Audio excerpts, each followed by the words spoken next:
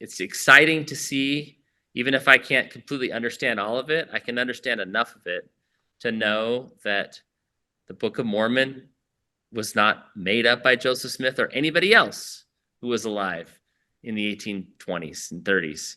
And I find that strengthening of my testimony that there is evidence. God obviously wants us to gain a spiritual witness, but he does provide us evidence that can help strengthen our spiritual witness that, yes, you are believing in something that was real. These plates were real. The characters were real.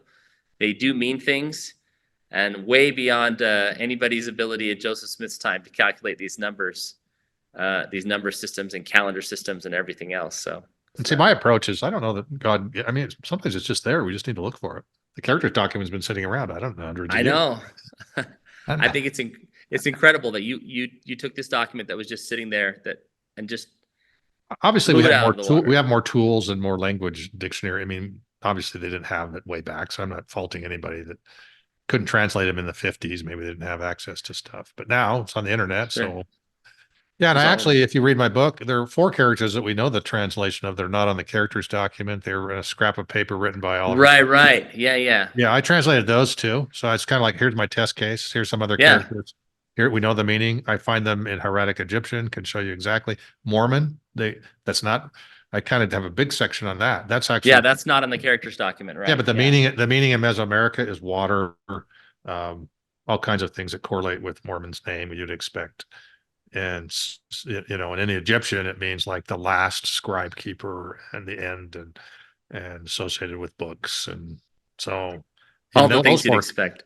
Yeah, those 4 characters, I know, I can tell you they were translated correctly by Joseph Smith, right? So yeah, so I'm saying that's your test case right there, that he was, and he obviously didn't know that. He wrote down the name and the meaning, but he was just getting it right out of the interpreters. Yeah. So. And you said you'd done some analysis initially on number of characters per word, how many plates it would take. When you finished translating the characters document, did that line up with your initial computations? Yeah, it's very compact. Well, because you got 2 little crescents. I mean, it came to pass. Okay. Right. Yeah. Yeah. So actually, yes, they will all fit on the plate. Again, I don't have all the full script, and most of the words were just one glyph, or they're actually combining 2 words and pushing the glyph forms together. Like you see Lamanite, they just used a little curly key. It's like a hook for layman, and then they're throwing it into, like it said, multitudes of Lamanites. They're throwing it into the multitudes glyph and have one of the extensions do a hook. So I'm actually seeing glyph forms combined. So it's like that's why when I go, here's the calculation, people say, well, that's impossible. No language is that compact. Or I'm just saying, well, actually, that this one does show it's pretty compact. And wow. So yeah, I mean, awesome. critics of course don't agree with any of my translation or anything. Sure, of course, right? They can't. Yeah, so we can argue about that. I don't care. But awesome. I can even show that even like normal hieratic Egyptian, you could probably maybe fit it on there too. So I mean, there's 300 to 600 plates in the full stack. Is that of the unsealed portion, or no? That's a full stack. The full stack is 300 to 600. Yeah, and they say that the seals is half to 2/3. We don't know. I mean, there's a range of what people said.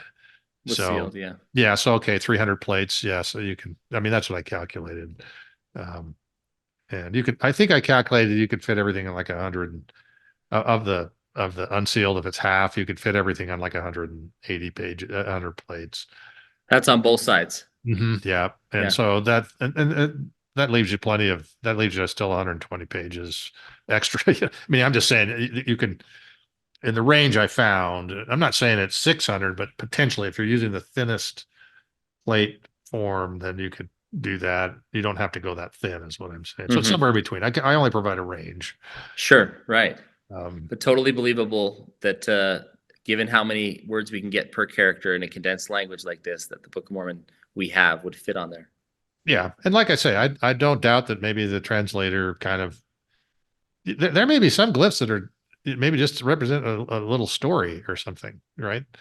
Yeah. And so they may tell, I mean, it may have like not a whole paragraph, but it may be, if it's mnemonic, meaning those are just like memory reminders of a lot of, like you can see in those.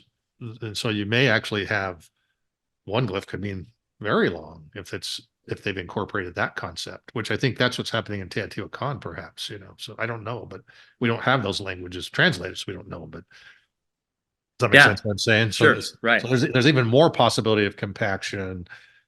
I'm not saying I saw it here. This is mostly just preface and a calendrical summary. I wouldn't expect it. That's why people said, "Oh, it doesn't have chiasm in it, so chiasm is so your translation is not correct." They actually show well it does have parallel structures. These are glyphs. Glyphs are not chiasm. Chiasmus is literary. It's the meaning of Right. it's the form of the sentence. It's not the glyphs. The glyphs may have three glyphs for a word or something, so they're not gonna. But it does show parallelism, which is an interesting feature. Meaning a structure that um, is not random. So, Right. Right. and mirroring, you see mirroring of adjacent glyphs, kind of funky. So, some guy confronted me, he said, "So if I read your book, is my heart going to burn within me?"